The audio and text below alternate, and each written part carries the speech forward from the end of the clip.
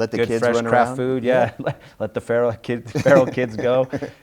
Being an older person and being talked down to, military style, shaving my head, getting yelled at, spit flying in my face by an instructor that's younger than me. It's one of those things you got to check your ego at the door. Is this something you guys came up with, or is this a different No, company? this was something my wife bought me.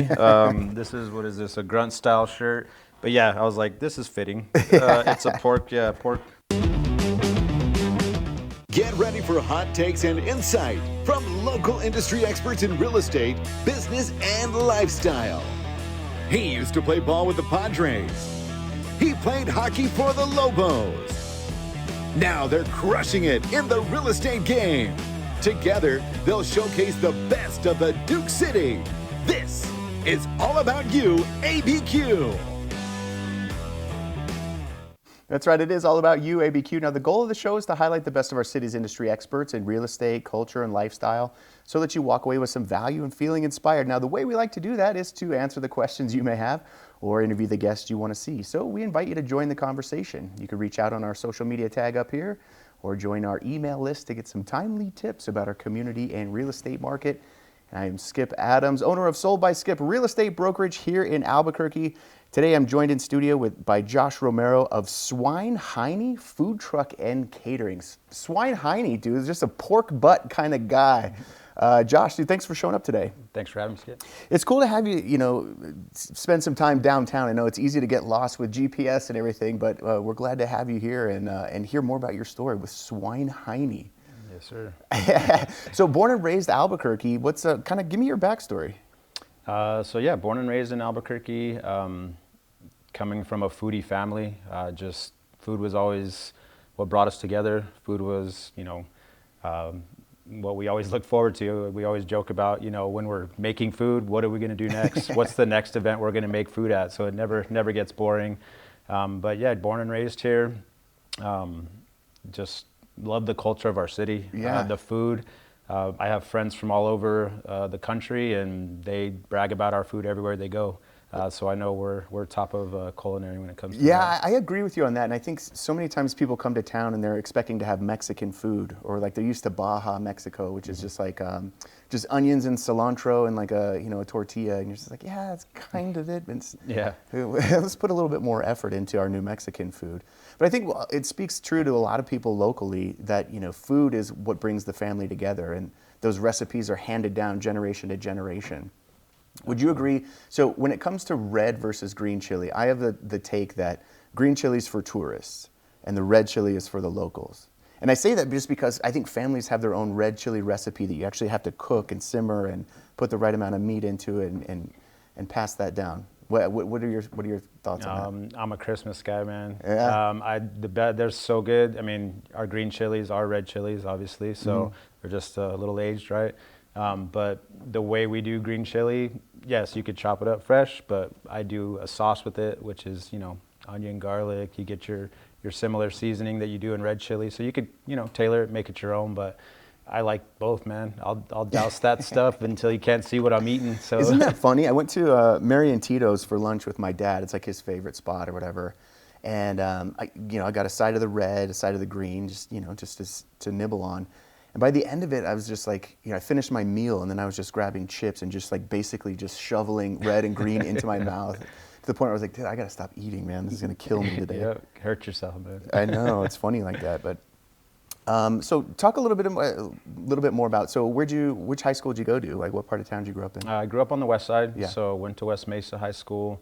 And just from there, did some just kind of little jobs here and there, worked in healthcare, worked in the cell phone industry when it was kind of booming, and then went to be a firefighter 10 years ago. So yeah, I went from the healthcare into firefighting.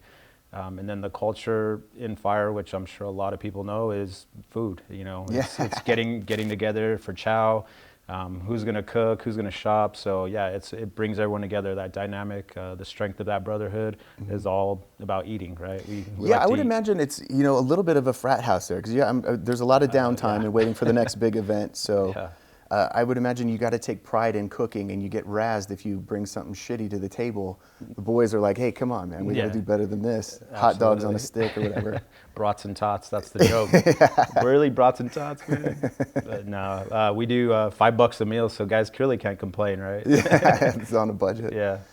No, that's great. So, firefighter. So, for 10 years, you're a firefighter. I've been, 2015 I joined. Yeah. That's fantastic. So, talk about breaking into being a firefighter. It's pretty stringent, I guess, as far as the tests and trying to actually get into a good station. Yeah, absolutely. So, I was 34 when I came in, so my body, was kind of struggling. What's the usual age? I mean, what do you see a lot of guys? So now we're a very young department. You could be actually 18 coming in now. It used to be 21. So we're very young right now. A lot of retirements of the veterans, but as far as what brought me in, I have a lot of friends that I went to high school with, that I played club soccer with, that became firemen, and we're like, hey man, you need to get in. This is a great career, good camaraderie. So eventually I took the plunge. I knew it was better late than never. So I was always in shape. I always took care of myself as far as sports goes. So I knew I could physically get through it. It was just that mental, being an older person and being talked down to, military style, shaving my head, getting yelled at, spit flying in my face by an instructor that's younger than me. It's one of those things you got to check your ego at the door. And got through, man. I have excellent family, great support. So I think it's fascinating. So first of all, what's the dynamic between cops and firefighters? You always see there's memes about them at each other's throat. But is there a mutual respect there, or do you see them and you just go you? There's definitely a mutual respect. We work very close together. Whether it's them putting themselves in harm's way to secure a scene for us medically, to get there and do our job. And it's, yes, it is a joke. We have boxing matches against them, right? We play soccer matches, softball games, football, softball, yeah. So absolutely, we're going to go at each other, but in the end, we know we're first responders. We have a lot of respect for each other, and we're here for the public, right? We're when that bell rings, you both show up and it's business. We don't see each other any other way, man. We're there to grind it out. And that's great, man. Do good by our city. I can appreciate that. So. We'll talk a little bit more about kind of your story and your transition from firefighter into the cooking world and the chef world. But first, I want you to take part with a new segment we have here called Pound Puppies, sponsored by Cuddy McCarthy. Absolutely.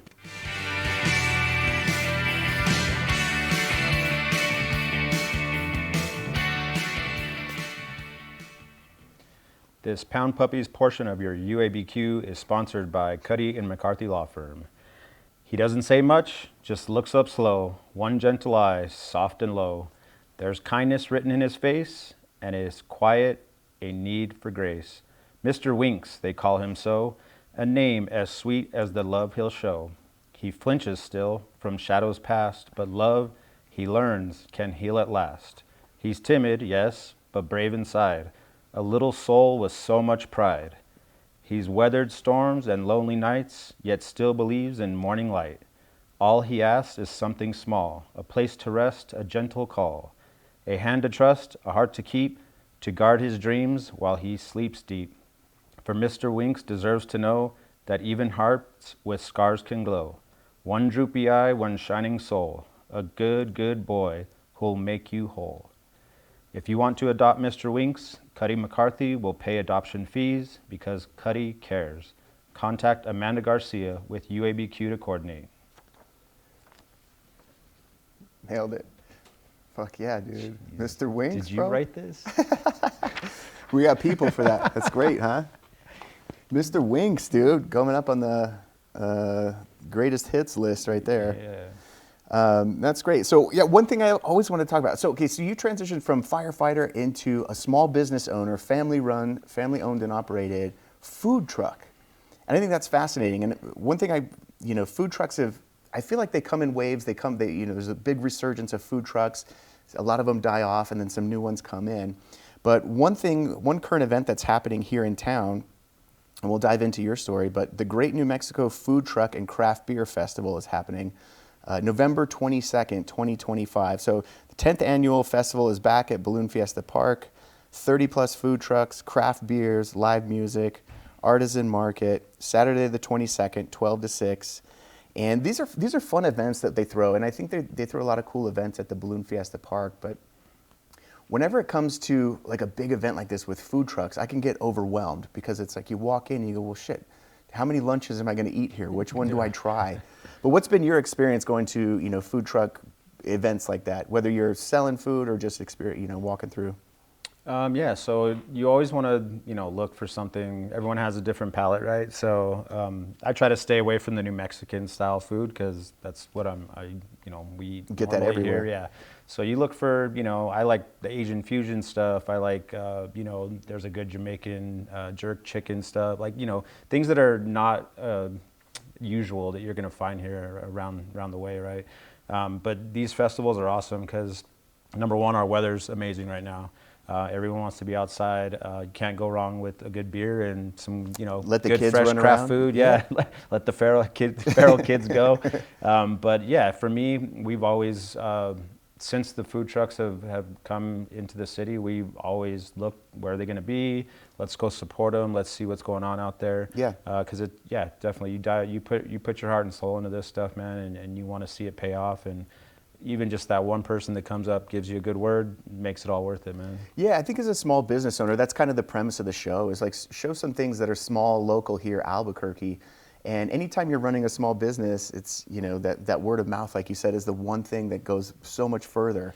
You know, or that one bad review is the one thing that could put you out of business. Yeah. So I think it's cool, and I'm glad you support other local business, small business too, especially, you know, owning your own business as well. So I guess what I wanted to chat about a little bit is, you know, when you're looking at these festivals from a food truck owner, it's like, what are the things that you look at? I mean, does each one have different fees? Do you have to share a percentage of your take with the facility? Do they provide you food and water and, you know, the power stuff that you need?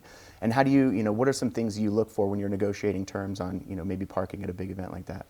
Yeah, you definitely, you're going to navigate that stuff naturally. You know, most of these event coordinators are very upfront with that stuff. So they'll tell you, we need this type of permit, we need this licensing, this type of insurance. You need to be self-sufficient. You know, you need to have a generator, your own water, which these trucks do have, obviously. Well, not the generators, but being able to hook up to power is huge. You're going to pay for that. So yeah, they're going to take a fee. And again, this goes into that effort that they're putting out there to coordinate this stuff, right? So I'm all for it. You know, it takes money to make money. That's all. It's always going to be there. That's never going to go away. So I like to put money into these things that I know are going to benefit, you know, this group as a whole, and it's worth it. One thing I want to do is I kind of want to tease our next segment, because I know you brought a handful of your greatest hits for us to sample here on the show. But before we get into that, I'm going to make the audience wait. I kind of want to talk about just the backstory of Swine Hiney. What the heck is Swine Hiney? What's the premise behind a food truck? And are you out of your mind for quitting a stable job at the fire department and starting a new venture in food trucking? So I'm still with my job. I didn't quit. Yeah, one foot in. Okay. Yeah, so we have very flexible schedules, and I'm sure anybody that knows a firefighter knows they have a side gig. So this is my side gig. As far as just coming up with this, it was during COVID, where we were kind of just very limited to what we could buy, what we could make at the firehouse. You know, just trying to scrape together some stuff to make a good hearty meal to get us through our shift. Right, we're on 48 hours at a time. So pork was the only thing that never went up in cost. So when I came up with my business model, I thought, what was the one meat that is versatile, right? That you could do a lot of things with, that didn't fluctuate, you know? So I based that on where's my low overhead and what can I do with this meat? So yeah, that was where I kind of took off with it. Pork butt, pork shoulder was my play on the words there, right? So I'm like, how can I say pork butt? And swine, pork, hiney, butt, right? I think it's great because it's such a delicate thing, right? Pork butt, because the uneducated people are like, well, I don't want to eat something's butt, right? And so it's tough to market that. Meaning pork is what? It's the shoulder, right? It's not the actual asshole. Exactly. No, it isn't. You're absolutely correct. But Swine Hiney, I think that flows great. And so talk a little bit about the business itself. So how many trucks do you have? Is it just one truck right now? Yeah, so I have the single truck. I had this custom built out in Tennessee through Custom Trailer Pros. I give them credit on my Instagram as well. They were excellent design process from beginning to end. Just very hands-on from being so far away, but got to kind of design my truck with how I wanted my workflow to go. From there, I went and picked it up in Tennessee, drove it back, and we started up in August of this year. That's fantastic, because I want to give a shout out to Amanda, Miss Sprinkles, who has the other Amanda, Mrs. Sprinkles, who has an ice cream truck. And she didn't have the benefit of like ordering a custom truck online. She actually got an old mail truck and painted it, and then just served ice cream out of it. Yeah. And so she tells the horror stories of how the thing breaks down every weekend and yada yada. But to be able to go online now, I think there's ancillary businesses that can create for you your dream food truck that will be obviously a whole lot less maintenance. Absolutely, yeah. It's an investment, and you got to think of that. You're investing in yourself. You're investing in your business. So for me, it was let's start good. Let's start fresh. Yeah, I think that's great. So talk about the process though of like the idea is one thing. Like I want to do smoked meats in a truck, but there's licensing, there's health standards, there's food handler stuff that you have to take care of. And then you got to figure out where in the hell you're going to sell it. So talk about the hurdles along the way of actually figuring out how to do this. Yeah, so I honestly started on the city website, start a food truck. There's a link that says start a food truck. And it's very, very clear cut. I mean, it tells you you're going to need those permits. You're going to need to take this class, a food safety manager class. Just the ins and outs of a commercial kitchen for your commissary. You can't cook out of your home for safety reasons. Knowing all of that stuff, mentally preparing myself for those courses and being able to kind of just do it at my own pace was huge. I didn't overwhelm myself. I didn't want to take away from the job that I already have with AFR. So knowing that I could kind of just do that at my own pace, get everything lined up, and just invest in myself, man, take that leap. And my thought process is you're never going to always be ready, 100% ready. It's when you're 70% ready. That's when you take the leap, right? And then you'll figure it out, baby. Yeah. You got to figure it out. That's where I'm at. Well, it's funny because, as a small business owner myself, it's, we always talk about this on the show. It's like selling houses is one thing, or, running a food truck is one thing, but there's all the other little things that go along with it. Like merch. Talk about your shirt right now. Is this something you guys came up with, or is this a different company? This was something my wife bought me. What is this? A grunt style shirt. But yeah, I was like, this is fitting. It's a pork, big old pig right here. It says, I'd smoke that. That's hilarious. Yeah. So, my cousin's going to be handling the merch. Yeah. For me, it was, I want to get my product out there. I want to do the best I can with my product. That other stuff's going to come, right? So just my primary focus was just get my product out there, get my customer service out there, get my name out there.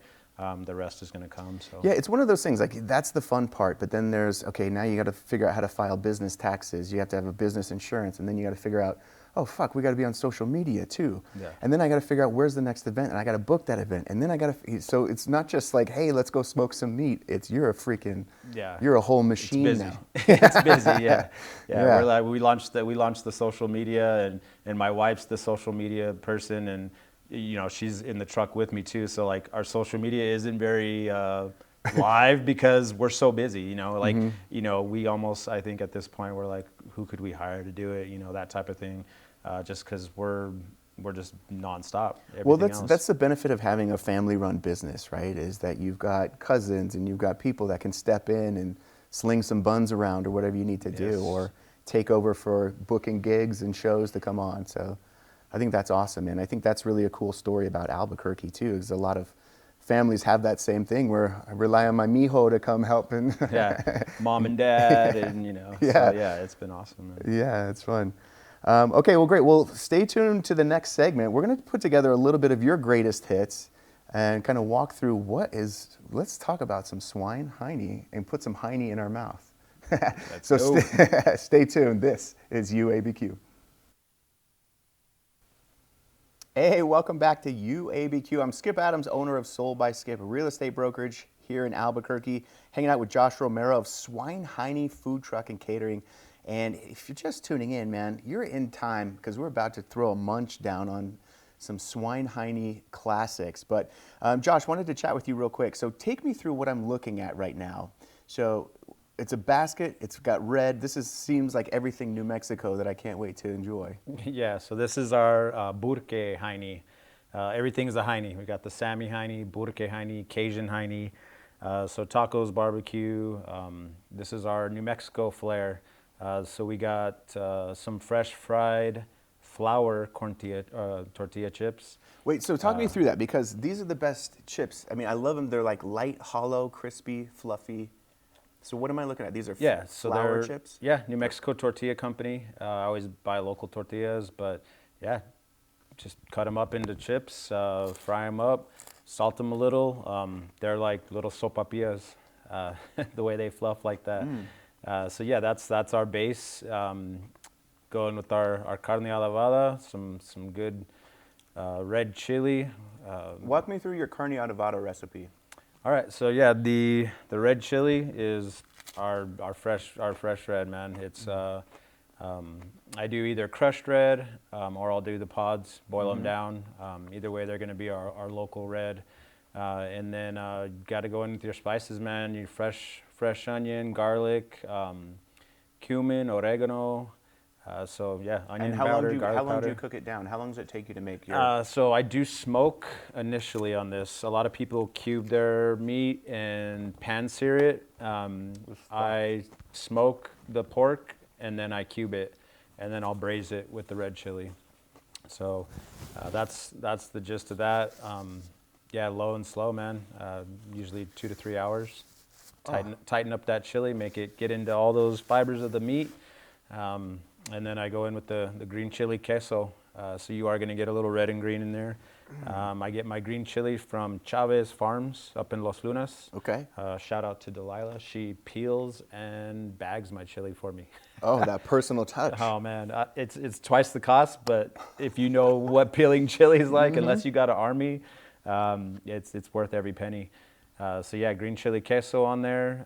We got a little crema, sour cream, little mix I do with some spices. Here's what I like about it. It tastes so light and like sweet and spicy and everything New Mexico. But the basket, when I picked it up, is like a 5-pound basket. Yeah. But I feel like I could eat that in one setting.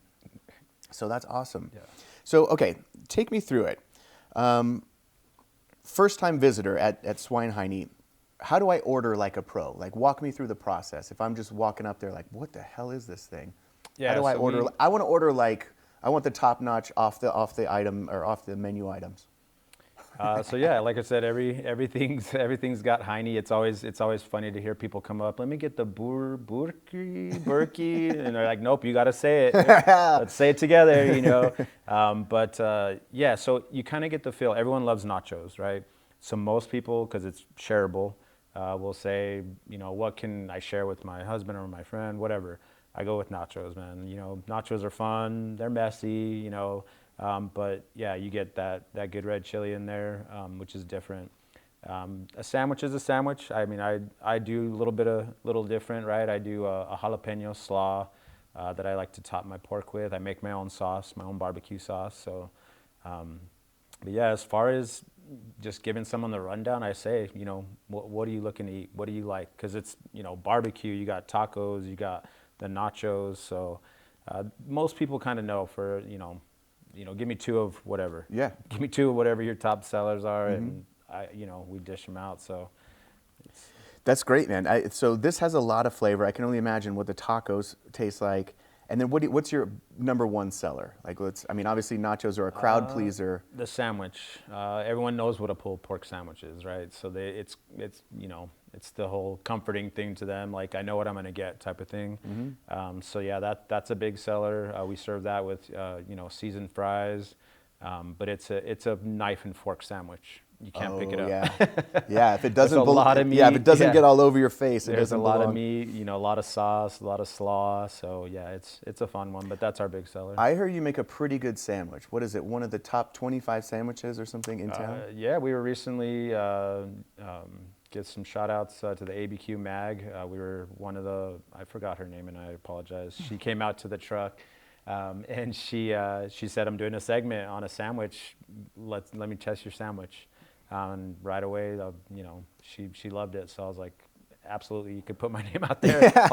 Put my name in the hat. I'm good. Look, here we have it right now, Albuquerque, Yeah. the magazine. Yeah, so that was a great honor, man. Like I said, being just new in the game, it's just something that just gives me momentum, and I'm gonna keep riding it, man. Shoot, that and being on YouABQ, dude, you're about to blow up. Yes, sir. No, okay. So what's next then for Swine Hiney? What's your long-term plans? Are you just kind of still enjoying the ride right now, figuring out how to fit into the community? Yeah, like I said, man, I was not 100% as far as what my path was gonna be, but for me, it's just getting my name out there, man. Getting the feel for the community.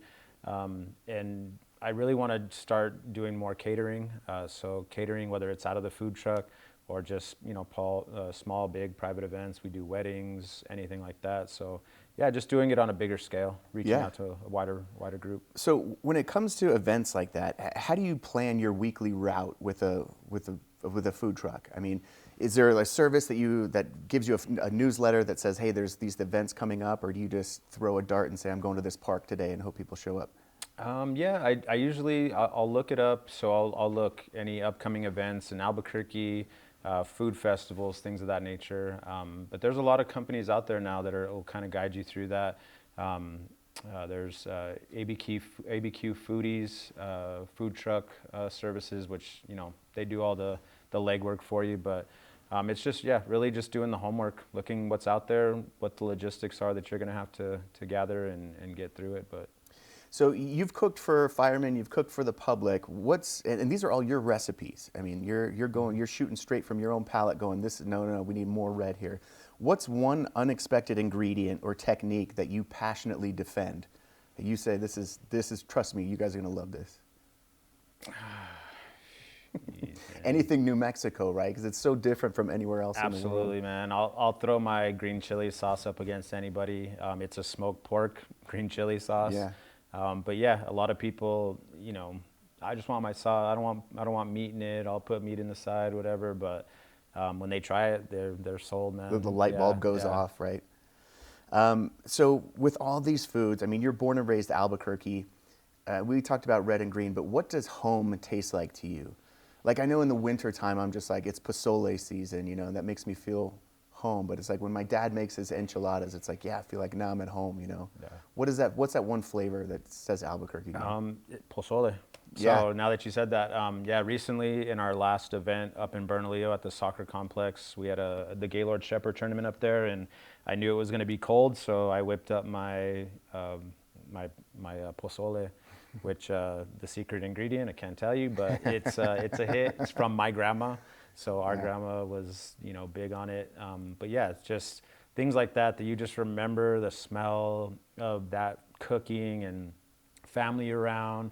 Just the nostalgia is second to none, man, and that is home for me. It's family, food, and just being in each other's company, man. Well said. I think that's everything Albuquerque, Josh. I really appreciate you coming on, sharing Swine Hiney. We're going to have links to your Instagram and website so people can follow you locally and show up at the next event and help support the cause, man. Awesome. Thank you so much for having me. Great chips, by the way. Those are awesome. Absolutely.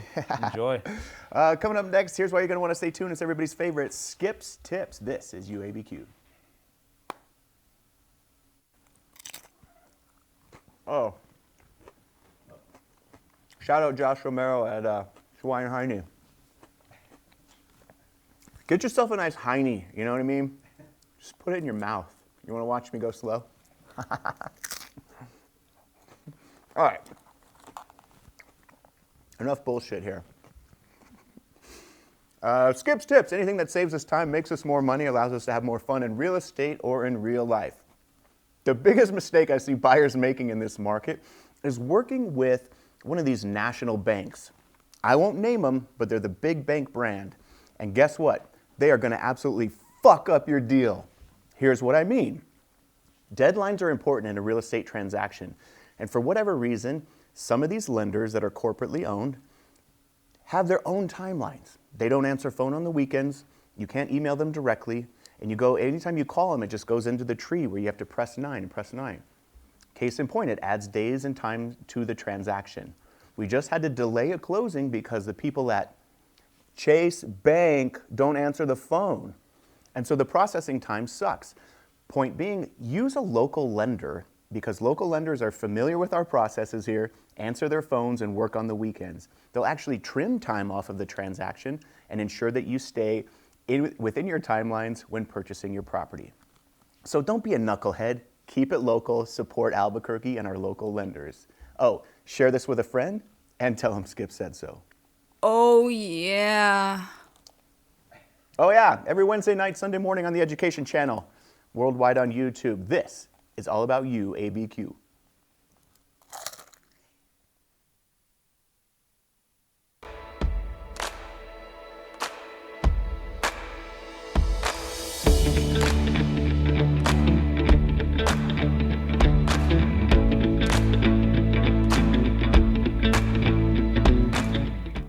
You're watching YouABQ.